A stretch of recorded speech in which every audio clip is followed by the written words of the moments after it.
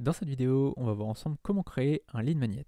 Alors je rappelle ce que c'est rapidement un lead magnet, c'est ce qu'on appelle aussi un aimant à prospect en français. C'est en fait ce cadeau qu'on offre quand une personne s'inscrit à notre liste. Donc le moyen le plus simple d'offrir un cadeau, c'est de créer un e-book. Ça prend quelques minutes, tu vas voir. Alors là, évidemment, je vais te montrer la partie technique, mais forcément, il faut quand même l'écrire, ce e-book.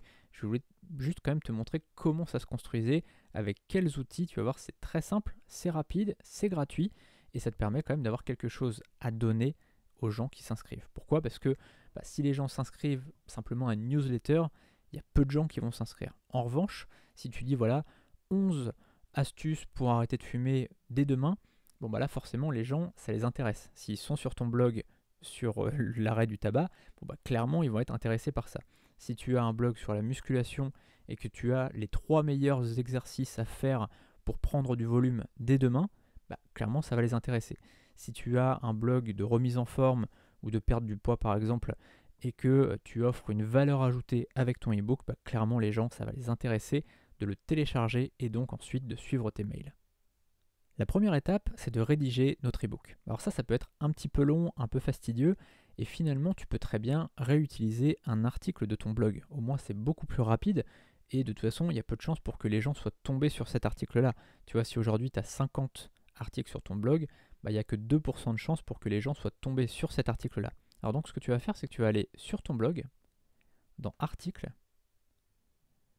et tu vas regarder lequel te paraîtrait le mieux pour faire un ebook. Donc là par exemple, comment apprendre à arrêter de fumer, 5 astuces. Donc là, on va aller ici donc dans notre article.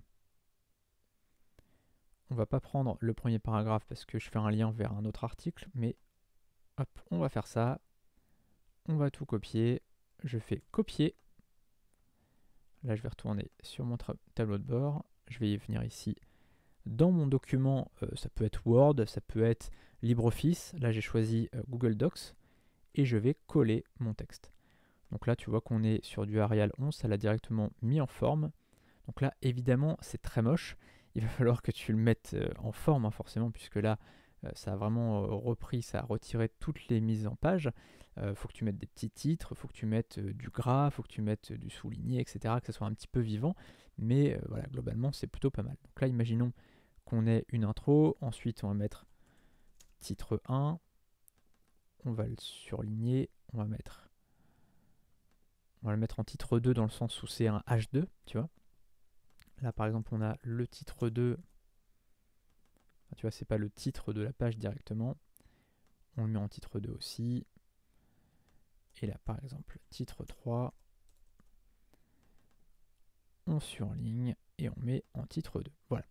Donc là, tu vois, on a un petit e-book. Alors, évidemment, là, c'est très laid. Tu pourras regarder mes e-books qui sont quand même un petit peu plus travaillés que ça. Mais évidemment, voilà, va pas non plus passer une semaine à le faire. C'est pas du tout nécessaire.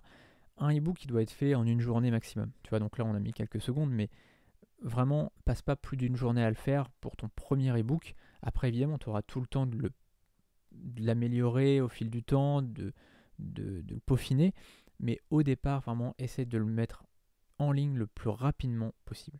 Donc là, une fois que c'est fait, c'est très bien. On va le renommer et on va marquer e-book, simplement. Hop. Et on va le télécharger. Donc là, pour ça, on va aller ici sur Fichier, Télécharger, et on va le mettre en document PDF. Donc il va se télécharger, voilà, on a bien ebook. Et on va fermer et on va maintenant aller créer notre couverture d'ebook. Pour créer une couverture d'ebook, c'est très simple. On va aller sur canva.com, qui est un site gratuit et sur lequel tu peux créer n'importe quel type de design. Tu peux créer des diaporamas, tu peux créer des animations pour les réseaux sociaux, comme tu vois des posters, des documents A4, des publications pour Instagram, pour Facebook, pour Pinterest, etc. Tu peux vraiment tout faire, tu peux faire des infographies, tu n'es vraiment pas limité du tout. Donc là, il était juste en dessous, mais je vais mettre. Donc je tape A4 et tu vois qu'on a document A4. Je clique. Et comme je te le disais, c'est un outil qui est totalement gratuit.